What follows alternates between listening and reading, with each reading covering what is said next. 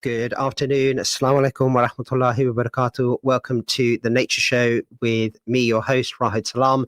And we are today talking about nature and food today, everybody, which I'm really excited to talk about. In previous weeks, we've spoken about nature and various topics, but one of the key aspects of what God has given us through his grace and blessing and mercy is that everything we need in terms of our nourishment and our growth and our development over a large period of time is all the sustenance we get from nature, which is very much based around food. And that's a glorious thing that we can talk about, and we're going to talk about it on in a way in which that we're talking about localism. We're talking about very much a back to nature way of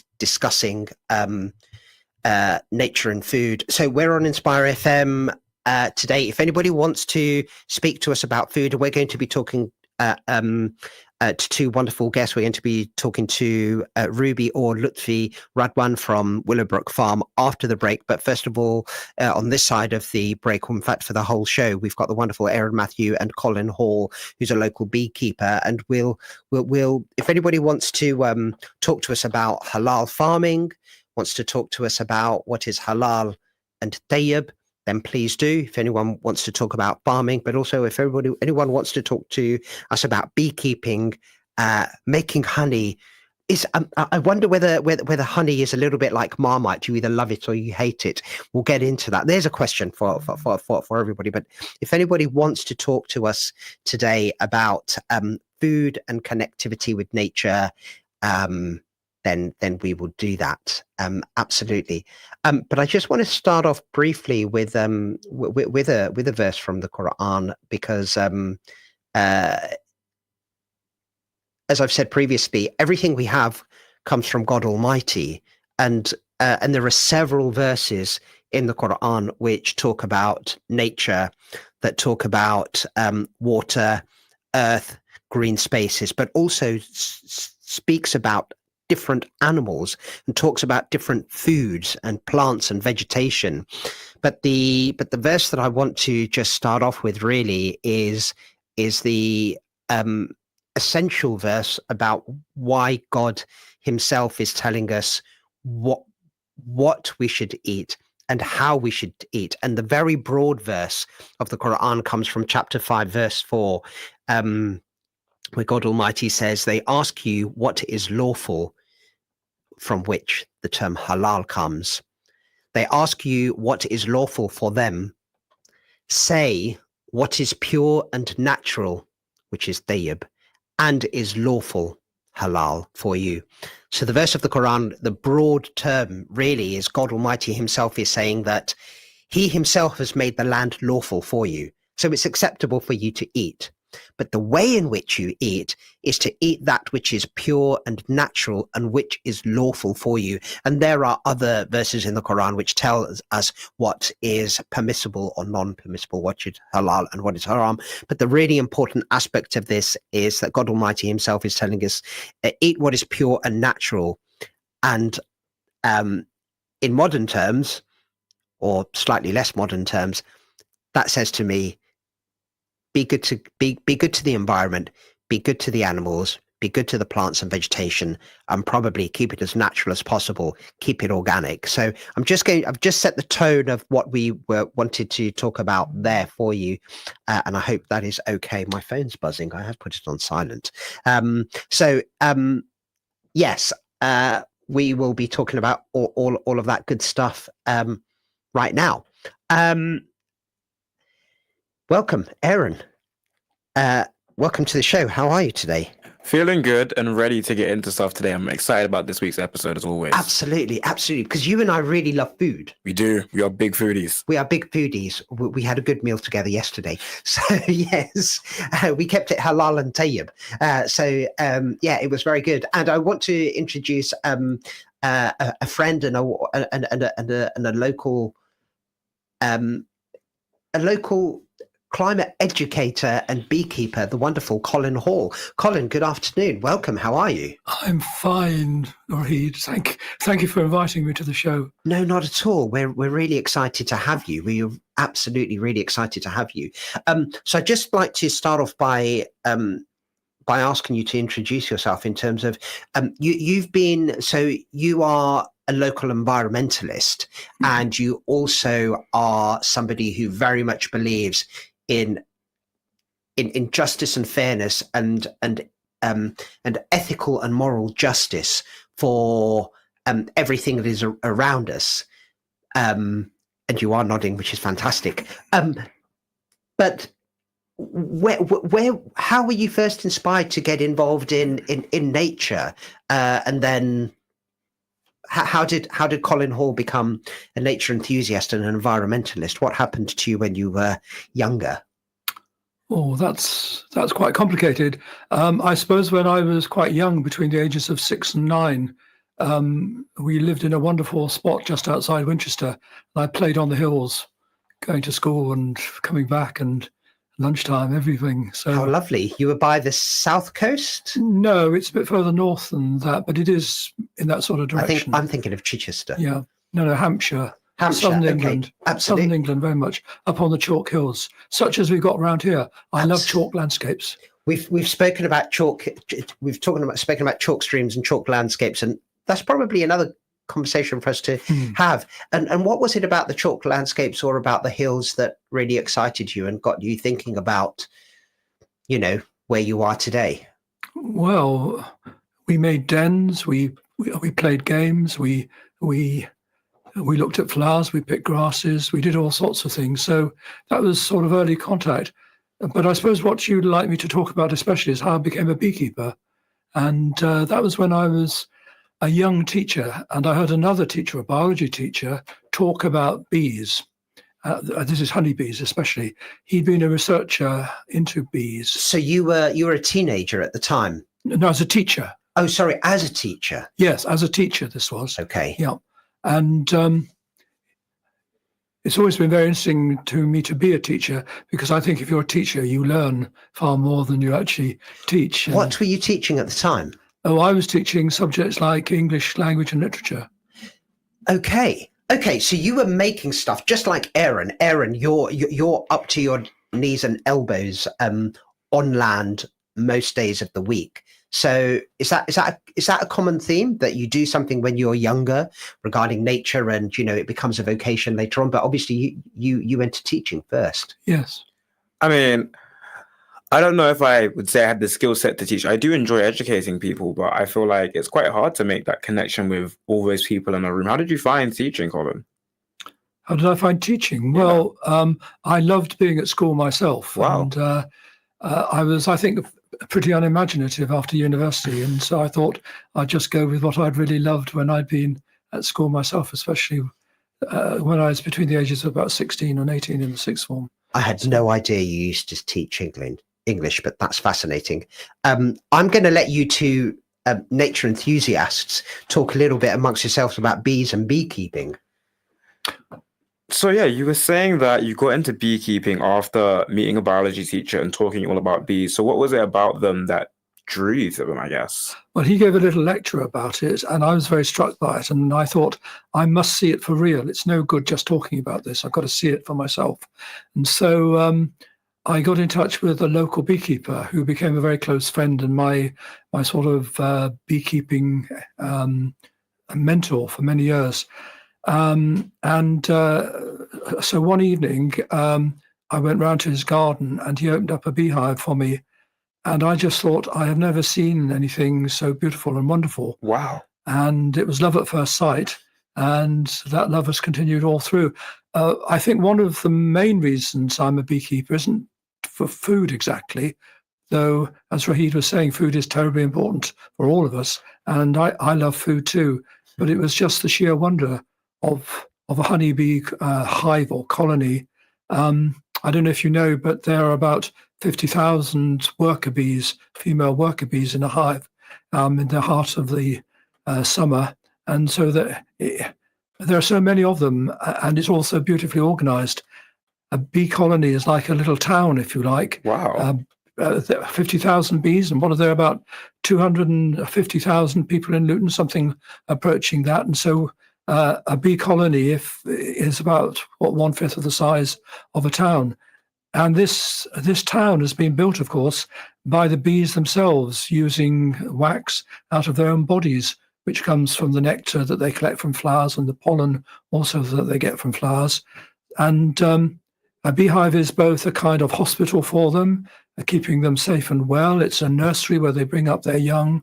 It's a dance floor where they dance for each other, telling each other where to fly to. That's right. They waggle, don't they, to communicate different behaviors? Yes, it's called the waggle dance. And the guy who discovered this got the Nobel Prize for it. Wow. And it's the most beautiful thing. You can observe this yourself. And there are other dances as well that the bees do. So it was fascinating and all-absorbing. And there's so much to actually learn. I actually took an exam when I was about 45 years old into beekeeping. And at that stage, it seemed as though we'd learned everything that you could possibly learn from science about bees. But now we realize that we are really still only at the beginning. There are all sorts of questions that we haven't got answers to. For instance, we don't even really know how it is that a bee can walk vertically up a wall or indeed across a ceiling upside down, which is something I couldn't do. By the way, I am very interested in comparisons between bees and people. And this is something that absorbs me more and more.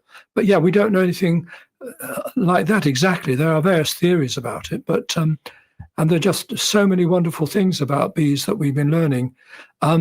For instance, we now know that worker bees don't work continuously.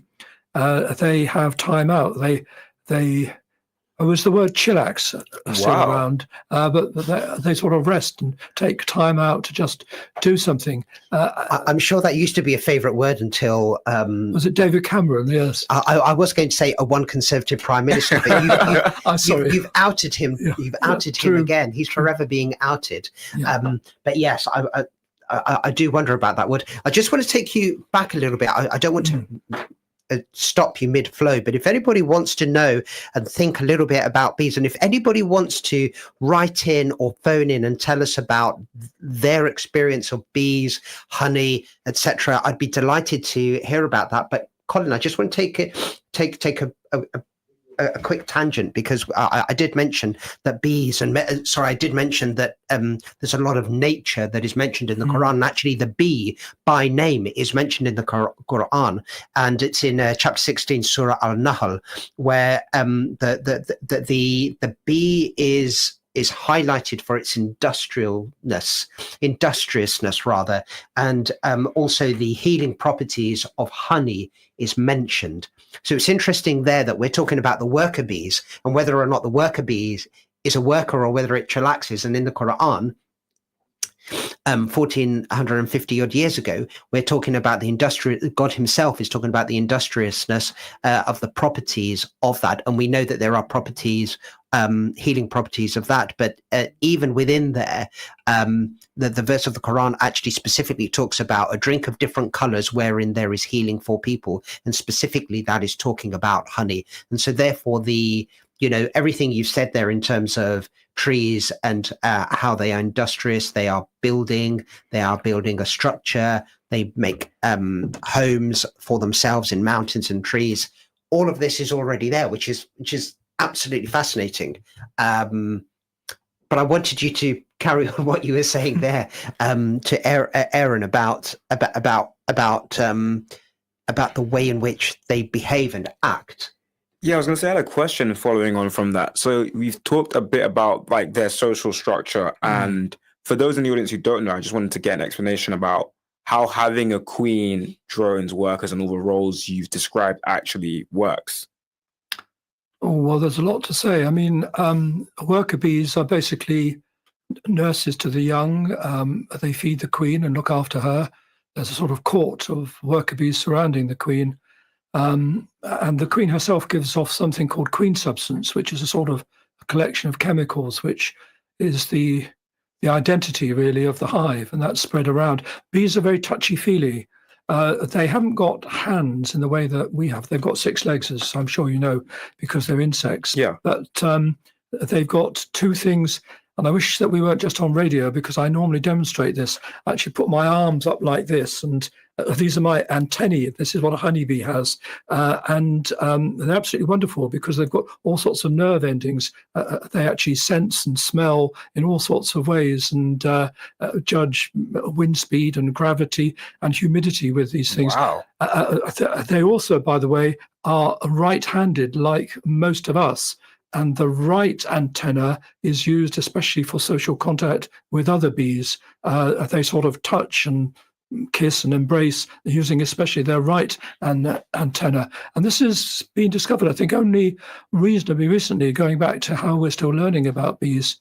You're asking, though, what the different bees do. Yeah, I suppose if we go back to the the queen giving out queen substance is the sort of identity heart of the hive, but she isn't really a queen in a truly royal sense. She doesn't command the other bees. If anything, they control her. Wow. Her job is to lay eggs. Okay. And she lays, in the height of the summer, probably about 2,000 eggs a day. My goodness. So she's a pretty busy queen, hard at work, doing all this. And it's essential, of course, for the life of the hives, because I said 50,000 bees, and the bees only last about 6 weeks. So they've obviously got to be replaced. So it's really important that the queen keeps on laying eggs, and that the eggs hatch and are brought up by the worker bees. I've got a question for you, sorry. You said the bees only last about 6 weeks. Is this just the female workers? Do males live a little longer, or? The males probably do last longer. We haven't talked about the drones. I don't know if I can mention this on your program, but the drones probably only live for one thing, and that's sex. We can pause there if you want, or we can come back to it as you wish. Well, they need to cohabit. They need to exist, and so Yes. that is the job. So really, when we think about all the work that is done, it is the female. Yes. It's very much a feminine society. And coming back to comparisons with human beings, would you agree that males are, if anything, male-dominated? And it could be that some of our problems in the world go back to very aggressive human males, alpha males especially. If we thought politically, some names might come to mind. I think that is an extrapolated conversation for another day. But if we, but you're quite right. One could make that very judgment. But if I can just flip back to what you've actually said about female bees and the way in which they work, it's fascinating that they are the homemakers and they are the industrial ones that are providing, that family structure or that physical structure, which very much is another way of thinking about the human condition and human interaction and human behavior. Yes, Yeah, absolutely. So going back to that kind of hive structure and having these female worker bees, these are all effectively almost twins, right? They're almost identical to the queen, like 75% similar, I think, I want to say. Is that right? Yes, you're actually opening up a very complicated question about the genetic makeup of bees, but they're all sisters. They also have genetic characteristics which come from the drones as well that are mated with the queen. I've heard it described like super sisters. They're not regular sisters and they're not quite twins, but does that play a role in that urge to take care of everything, making the hive, looking after the sick, raising the young, building everything? Is it a big family sense? Because in a way, you're looking after all of your siblings, your parent, and all of that, really. I think that we could say safely that bees live to serve. The queen lives to serve by laying her eggs and by giving the identity to the hive. Worker bees, yes, are in charge of the young. When they're older, they go out and forage, and then they're bringing food back. And perhaps we should say something about that. But they are serving the hive. They are serving others. And of course, even when a bee stings, she is doing something that is essentially serving the hive and serving all of her sisters and the queen, because she would die herself as a result of the sting. This is very interesting because this is altruistic, unselfish behaviour, where she actually sacrifices herself for the good of others. Let's have a bit of a quick fire round. If anybody has got a question, Aaron, you're going to jump straight back in, but it's getting super technical, people. It is. I was going to try and simplify it and get to honey. Yeah, absolutely. Let's do that. Let's do a quick fire. Let's do a quick fire round on bees, and then we'll jump onto honey. So quick fire round, some quick questions. Where do bees predominantly live? Where do they live? They live in hives. What sort of habitats are we talking about? Bees exist in all sorts of different countries and different habitats. They probably originated from the near Middle East, though there are different theories about that. They like hot climates by preference, but you can find them all over the British Isles. You can find them up in colder countries like Scandinavia. Sweden is one of the great beekeeping countries of the world. And of course,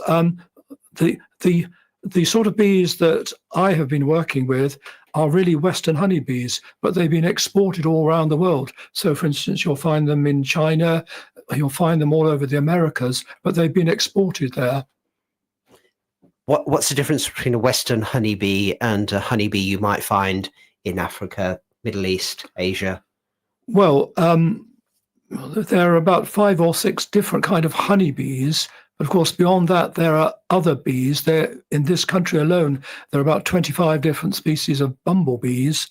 And then beyond that, there are probably another 250 other sorts of bees, especially solitary bees that don't live in colonies, like honeybees and bumblebees. How can there be so many different types of bees? It's a really good question. Because I was going to say, the social bees are the rare ones, right? In terms of honeybees and bumblebees versus all the ones that live alone. And we might see those in a grassland with like little holes in the ground. Am I correct? Right. Are these the ones that don't sting? Some solitary bees don't sting. Yeah, solitary bees basically don't sting. It's only the social ones that sting. So if you were out on a picnic, for example, and you saw a one bee in the ground, there's a small hole, it's not going to sting you because it's can't. It's not going to sting you at all. No, it can't. You're absolutely right about that. We were having a conversation with producer Waj. Producer Waj, I'm so sorry to out you like this, but Waj unfortunately was stung when he was younger. And this is one of the things, Colin, that people generally are not really too affectionate with, things like creepy crawlies, wasps, things that make a sound, things that animals that they cannot control, perhaps, which is why we've got a love for cats and dogs and horses and those sorts of things. But why is it that people are so scared of bees, wasps, spiders the way they are? Well, I think that there are some points to be made about this. I think that we established that your producer had probably been stung by a wasp, not a bee. Sorry, Waj. I do get stung as a beekeeper. Frequently? Yes. And stings hurt me just as much as they hurt your producer. But I think you get used to it. It's discomfort, if you like, a little bit of pain for a short while. And I think I want to argue that we shouldn't be at all scared of bees. Actually, one of the things that I've discovered over the last 15 or so years is that people have become much more pro-bees. They're less scared of them. They know that we should love bees in some ways, and they've picked this up. And there have been all sorts of TV programs and kind of education at school. So I think that we're actually much more in favour of bees and less scared than we used to be. But I have to say that, yes, honeybees do sting. But they sting defensively. There's no reason why any of us in this room should fear being stung by a honeybee unless we actually attacked a hive. And if you don't know where the hives are, we didn't actually get onto the details of where they are. I just mentioned countries. I don't think we can. We've been extremely detailed today. We haven't actually spoken about honey, but after the break, we are going to be speaking to wonderful friends and colleagues from wonderful guests from Willowbrook Farm. So maybe we'll talk a little bit more about honey and the soothing properties of honey. After we do that, Aaron, you were going to jump in there, I think, for the next 30 seconds, please. No more. Just an abridged version of bees making honey. Colin would be better at doing it than I would, but I do think it's worth mentioning now just quickly about how interesting it is to take pollen from flowers and turn it into honey? The bees actually get two different sorts of food from flowers. They get pollen, which is a growth food. It's got lots of sort of protein-like substances in it and minerals and fats, so it's very good for growth. And then honey is something different. It's actually nectar, which is produced by the flowers, and it's a sugary solution that comes up into the flowers, is drawn up into the flowers, and the bees suck it out of the flowers. They then take it back to their hive, and they evaporate off a lot of the water, concentrating it so that it actually turns into honey. They add enzymes as well. Hence the phrase sweet nectar. We are going to be back after a short break, and we'll be talking more to Colin and Willowbrook Farm. See you soon. This program will continue after the break. Continue listening to Inspire FM. Inspire FM. Inspire 105.1 FM.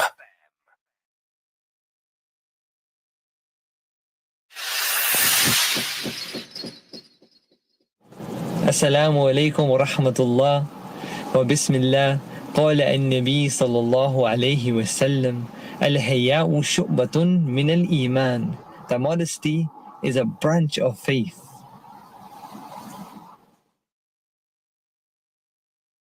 Visit Luton's biggest halal supermarket, the Grand Bazaar Supermarket on Lee Grave Road, for an unbeatable range of fresh halal meat, poultry, fish, fruits and vegetables from all around the world. And all under one roof. Plus everyday essentials, basic healthcare items and even medicine. Everything you need, all in one place. That's the Grand Bazaar Supermarket, Lee Grave Road, just next door to Shell, Luton's largest international supermarket.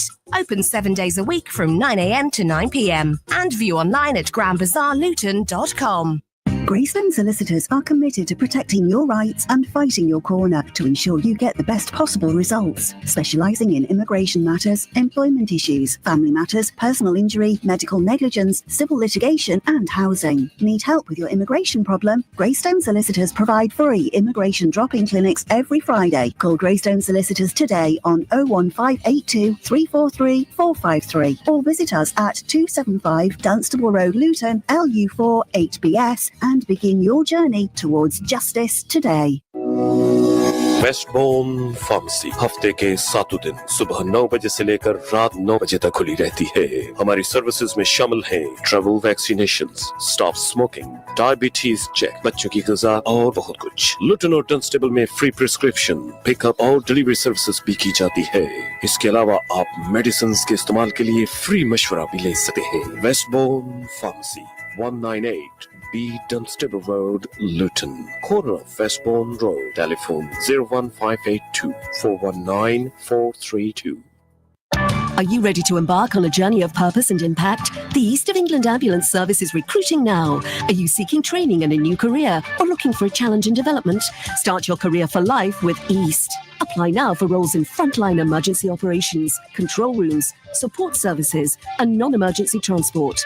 Visit www.eastamb.nhs.uk and click Join the Team. Make a real difference. Join the East of England Ambulance Service and start your career for life. Are you looking for a guaranteed return on investment? With Wanama's ongoing Sadaqah fund, your £1 a day turns into food for the hungry, water for the thirsty, and care for the orphans. We work in 20 countries, including Gaza, Yemen, Uganda, and more. A continuous charity, and 100% of your donation goes to those who need it most. Invest in this life for your akhirah at www.wanama.org.uk. Juggling too much? Trying to keep it all together without losing your mind? You deserve some me time. Join me, Neelam, on Mother's Planet every Friday at 10 o'clock on air at 105.1 FM or via our Inspire FM Facebook page. I'll be sharing tips and discussions with my guests on topics from kids, what to cook, health, well-being, and lots more for all you special mums. That's Mother's Planet every Friday from 10 a.m. only at Inspire FM 105.1 FM.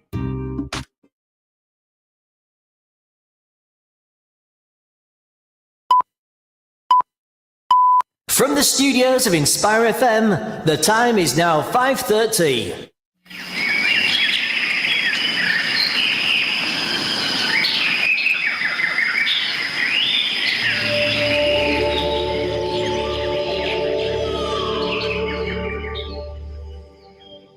Hello, Assalamu alaikum, and welcome back to The Nature Show with me, your host, Rahid Salam, speaking to the wonderful Aaron Matthew and Colin Hall about nature and food today.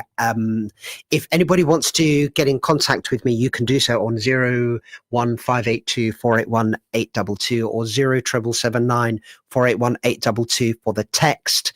And we're talking about, today we're talking about a wonderful world that has been gifted to us and how we are able to use what nature has given to us for sustenance, for our food, and actually also for the relationships that we have with nature, whether that be walking in nature or even our physical social relationships with food, which are very personally profitable, and that in itself is absolutely fantastic. I did start off with a verse from the Quran, which actually very specifically spoke about in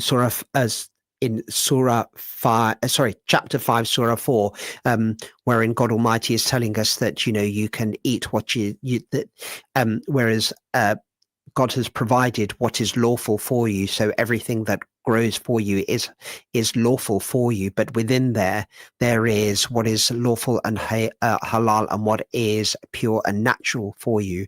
And so therefore within there, we are being told that, we do need to be very careful with our relationship with nature, and including foodstuffs, animals, plants, etc. So that is absolutely really important. We're hoping to have some guests on from Willowbrook Farm quite soon, and when they do join, I'll be able to click them in and join them into the conversation. But I just want to continue my conversation with Aaron and with Colin, because we didn't really talk too much about honey. And honey obviously is really important, and we just touched upon it before the break in terms of honey is the nectar rather than being the pollen that one gets from the flower. What's your relationship as a beekeeper between the bees and the produce? Right. Well, many things to say about this. One is that I try not to overexploit bees, going back to the ethics of food production. I always leave enough honey on for the bees so that they can eat their own food, because honey is clearly very good for the bees, as well as good for us. But yes, I do harvest honey from the bees, and I've got many customers all around Luton. One thing that people have often said to me is that till they try local honey like mine, they didn't realize that honey could taste like this. And I think there's a huge difference between local honey that's produced by small-scale beekeepers like myself and what you buy in the supermarket very often. So there's a couple of things to come to mind straight away there. So the first thing is, how do you know how much you can harvest for yourself and how much you leave for the hive? It's a matter of judgment, but I try to err on the safe side from the bee's point of view.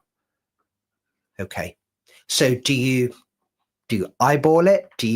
How does that work? I mean, is it sort of like half and half, or what does that judgment look like?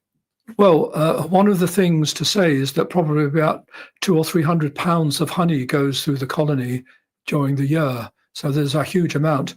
At the end of the season, the bees might have 40, 50, 100 pounds of honey. This year I've been getting 90 or 100 pounds of honey left over. The bees only need about 30 or 40 pounds of honey to actually go through the winter. So I can safely take off, say, about 50 or 60 pounds. Okay, great. There was another question I had based upon what you said, but it's gone. Oh, I should have written it down. So we do know that oh yes, here it is. It's come back. What's the difference between how you can tell there is a distinct benefit between local honey and honey that is not local? Because I think you said there that people have said, oh, I didn't know honey could taste like this. What's the difference? Well, you're opening a huge question there, Rahid. First of all, can I say that we eat a lot of honey in this country, but most of it is imported. And I don't think people realize that about 85 or 90% of it comes from China. It doesn't say that on the label, because there's no requirement. Why does so much of it come from China? Is that an economic thing? Is it because China's a vast land and they can be a producer and exporter of it? What is it about that? Well, there are many questions that open up there. Chinese honey is very cheap. I think that they're selling it to suppliers for about 50p a pound. I charge currently about £8 a pound for my honey. So very interesting to ask how they can produce honey at that sort of cost. I think there are all sorts of questions to ask about Chinese production, and I hesitate to go into it. But let's err on the side of caution and not think specifically about that. But thinking specifically about, I mean, obviously there are benefits if one can economically, if a company can get something economically from another country and sell it for a profit. That's just business. But I wanted to talk specifically about taste and about health benefits of local honey versus non-local honey. Right. Well, first of all, we live on this wonderful chalk landscape, and the actual honeys that we get in Luton are very varied, but they often have absolutely wonderful tastes. They equal the flavour, I think, of some of the best honeys in the world.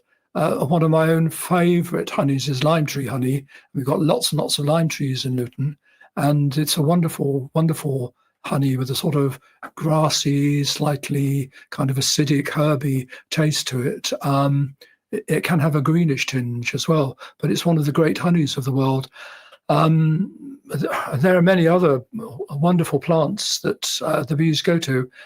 Probably most British honey now, no, not most, but I think that the most prolific plant for nectar, which the bees will turn into honey, is from brambles, from blackberry, which is very common, growing everywhere. Of course. And that is very nice and very beautiful as well.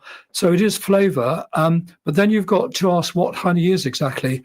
And technically it's a solution of sugars, but it's got many other things in it as well in small quantities. It's got antioxidants, it's got acids, it's got minerals, it's got all sorts of things. And it's that complex mix, as well as the actual balance of the sugars, that gives it its very special flavour. Aaron's thinking quite deeply. Aaron, jump in. Okay, so I had a question just for our audience. So honey that's created from different plants has a different flavor and color, and that you can even taste the actual plant it's come from. Yes, not always, but I think I can detect whether the bees have been going on the lime trees from taste, as well as by actually observing lime trees in the summer and seeing the bees working them. Wow, I'm pretty impressed. I didn't know honey came in flavors naturally. That's quite cool. Every jar that my bees produce for me, every jar of honey is different from every other jar, slightly, but it is very varied and special in this way, and their exquisite tastes, and also the aroma of honey is very important as well. So if you are going to sample a honey, just loosen the lid very gently, very slowly, and first of all, sniff it, just detect the actual smell of it, and then do a tasting. By the way, I say to my customers, don't put honey in your tea or your coffee, because heat is basically one of the enemies of honey. You're actually destroying all of those beautiful qualities that make honey. So just eat honey with a spoon, or if you want, put your finger into the honey pot. Don't have too many fingers from different people going in. But I had a question based on that. Then, as a beekeeper, what would you recommend as uses for honey? Sorry, what would I recommend as a use for honey? Like, because if you don't have it in tea, I quite often have my honey in tea. Right. In many cultures, honey has been regarded as a medicine rather than a food. Yes. And I think that's worth saying in itself. And I think that there is medical evidence that honey can be good for us. I think we mustn't overplay this, and we must be careful with it, careful with what we say. But I would say enjoy honey and let it work for you in its purest form. Don't put it in, I mean, obviously you can put it into your tea, but I think that you're losing a lot of the flavour and a lot of the benefit. I think treat it as something exquisite that you smell first of all, and you enjoy the actual scent, the aroma of it, and then you taste it very slowly, very carefully, putting it into your mouth, rolling it around your tongue, eating it slowly, enjoying it as something which is a great gift from nature and from the gods or from God, and something that is really to be savoured and enjoyed as something very special. It's fascinating that you're saying that, because the way in which you described how you should eat honey, you should smell it, you should put it in your mouth, you should not digest it quickly, you should roll it around your tongue. I'm going to be slightly cynical here and say that's the job of sweets. Sweets are supposed to be, in the way in which one consumes sweets, is that, you know, a gobstopper or something like that. It's something you keep in your mouth and you enjoy, and, you know, you just and you savor it until it does. So I'm just cynically, rather. Me, a cynic. Can you imagine it, Aaron? Not at all, right? Not at all. Yeah, it seems to me that we're preying upon, you know, something you described, which is very natural, and the way in which one should perhaps consume honey.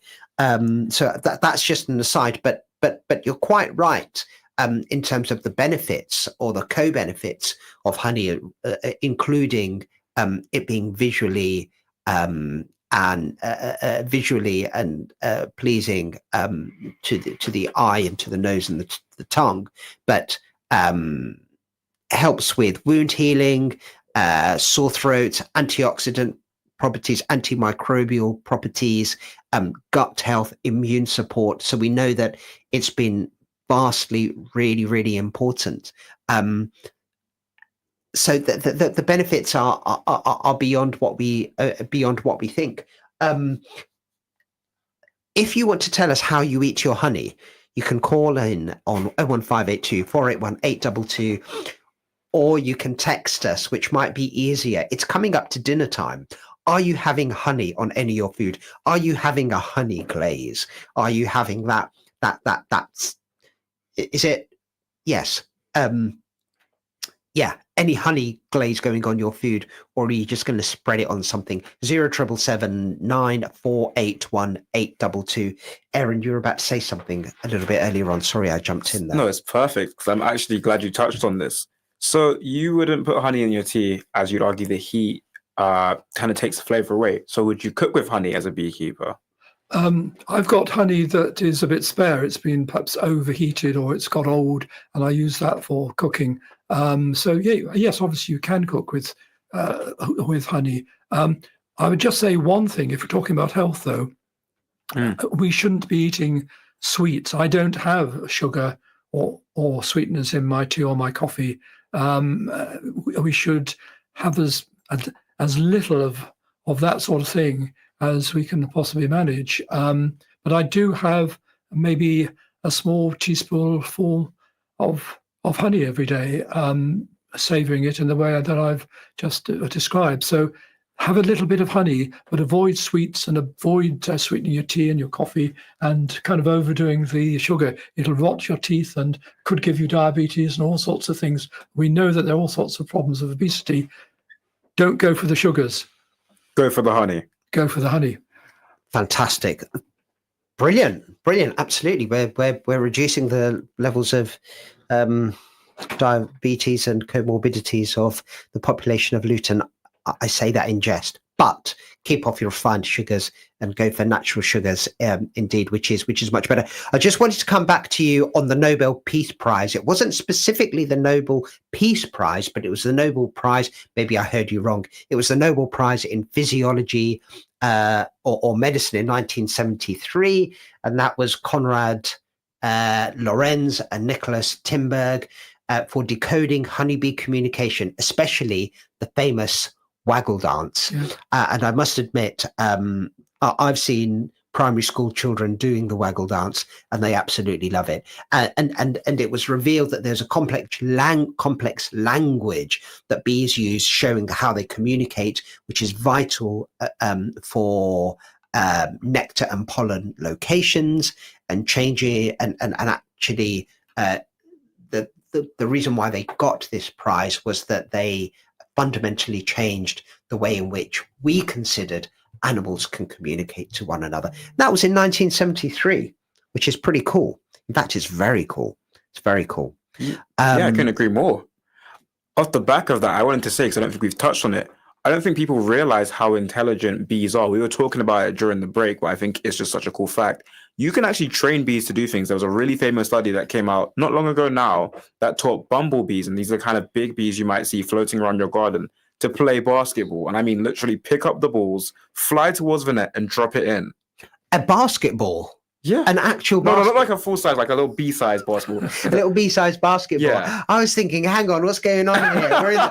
The bumblebees are going to be in the NBA soon, for sure. They might have an advantage being flight, but I'd like to see it either way. I would like to see it. Colin, let's get practical, because we've spoken really theoretically about what's going on. What is going on locally in Luton? How can people get involved with enjoying the wonderful things that you've been speaking about when we talk about beekeeping? And you know, we're getting through the winter. Spring is going to be upon us soon, inshallah. And it's going to be a wonderful spring, because it's going to be the month of Ramadan from in or around the 16th of February to the, give or take, the 16th of March. There you go, people. People are thinking out there, oh my God, somebody's mentioned Christmas. Well, I'm mentioning Ramadan.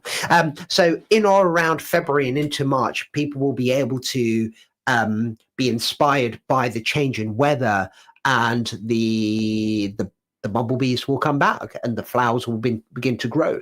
How can people get involved, either in terms of beekeeping and some of the beekeeping courses, or going to work with a beekeeper, or what are the sorts of things that people should be looking at in their gardens, in and around the wonderful, beautiful parks that we've got around Luton?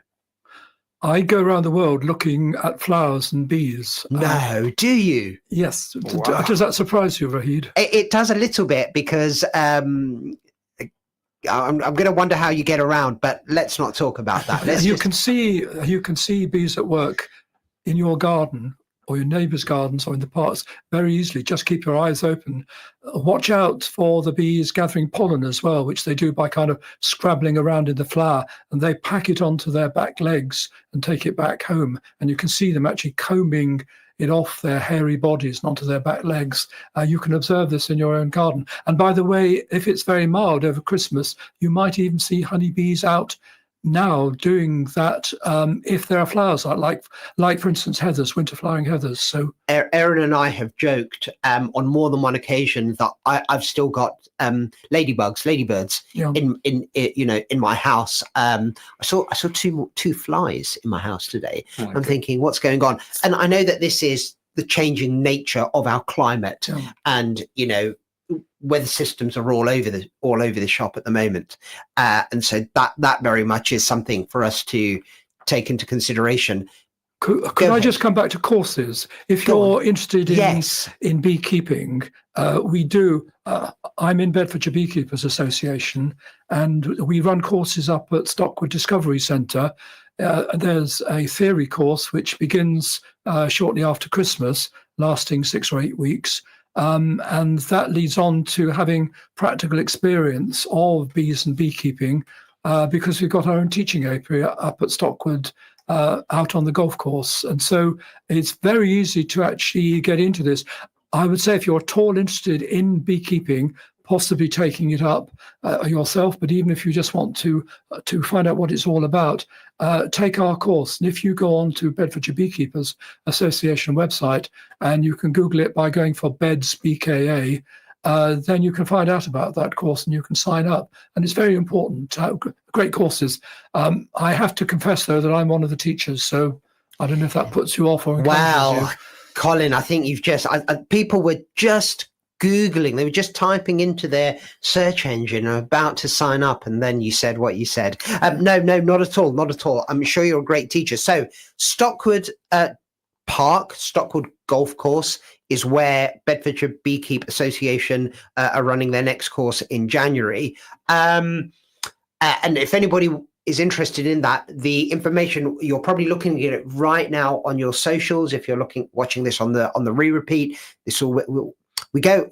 Yeah. So if you're watching this on social media, on Facebook or on YouTube, you'll hear it there, or look out for it there, certainly. Or you can get in contact with us here at Inspire FM, or me personally. You can get in touch with me and we'll signpost you to that. What does a beekeeper course entail? What do you learn? You learn about bees. I mean, there's a lot of behavior and biology. You learn about techniques for beekeeping. You are... do you have to wear a beekeeper's suit? It's a theory course in the winter. Okay. So, no, you don't have to. But obviously, when you go out into the apiary in the spring and the summer, then you would have a beekeeping suit as well. And by going on this beekeeping course, you can be qualified, certified to put on a beekeeper's suit and go and have a chat with them? You aren't certified. We don't have certification for beekeeping in this country. Wow. Which I think is possibly wrong. But we've got wonderful teachers. We've got an apiarist who looks after the Stockwood apiary for us. So an apiarist is somebody who... A collection of hives run by an apiarist. Okay, that's an apiary run by an apiarist. But we've got a wonderful apiarist, Mike Neiman, who's a great teacher himself, very practical sort of guy. Beekeeping is very hands-on. And so I say to you, basically, go and get the theory, the understanding, so that it all makes sense to you, and then go out and try it in practical terms, because there's nothing like it. I think going back to the start of the program, I was saying that my love of bees, and it's a lifelong love affair with bees, was born out of going and seeing a beehive opened up. I think it's just wonderful. I was going to say we've got a few minutes left, but I want to help our audience become more comfortable around bees, because even me, I find them really fascinating, but sometimes I don't know what it is. It's that sound, I think, that can be quite intimidating. Do you have any tips for those who might be a little scared when they see a bee? Aaron, is it the buzzing sound that gets you? Yeah, it really is. Like, because I like butterflies, I like moths. It's just, even flies, if they're a bit too loud, I don't know. But yeah, any tips you have in kind of just being calm around bees and being in that state of admiration you're in when you see a bee fly by, as opposed to just swatting or running away or, being 100 meters down the road? Well, first of all, be calm. Yes, all animals react to the odors that we give out, the smells that we go out if we are scared. So be calm. A bee isn't going to sting you, as I said. It is defensive. The chances of you being stung by that, well, I can never guarantee that you won't be stung, but I think the chances might be 10,000 to 1, 100,000 to 1, something like that, that you'll be stung by that innocent bee who's got no interest in actually stinging you. And the buzzing is just her wings beating frantically, ferociously. Bees buzz their wings at, 200 movements per second. Wow. Faster than the nerves can actually send out signals. So that's a bit of a miracle in itself. And just be full of the wonder of it all, really, and kind of embrace the natural world and love it. Bees love flowers primarily. They're not interested in you. They're not going to sting you. I'm afraid they won't even love you. We can love them, but they probably won't love us. So they won't harm us. They don't hate us. They've got no interest in us, basically. Okay. So enjoy it all. Be calm and enjoy. So you would say stop, relax. It's safer if you're calm, and just take it all in. It's impressive that they're flying and their wings are beating, and just stay still. And observe them. Look at what's going on as closely as you possibly can on a flower or where the bee lands, or whatever it is. Study everything. Look at it. Be observant. I don't think I open my eyes enough, and I'm not sure that we as human beings open our eyes enough to this world of wonder. Absolute world of wonder. There is no need to go to faraway places. It's all there in your gardens and the parks of Luton. It's interesting you say that, which is, I think that's one of the reasons why I was a bit flabbergasted when you said you go all over the world looking at bees. But there's so many different varieties of bees and there's there's such diversity in our nature, and very much in terms of us being here in the UK, we've got a very specific climate. We're a reasonably small island. Yeah, we're a reasonably small island, and so of course there's going to be limitations on what that is. But that's really fascinating.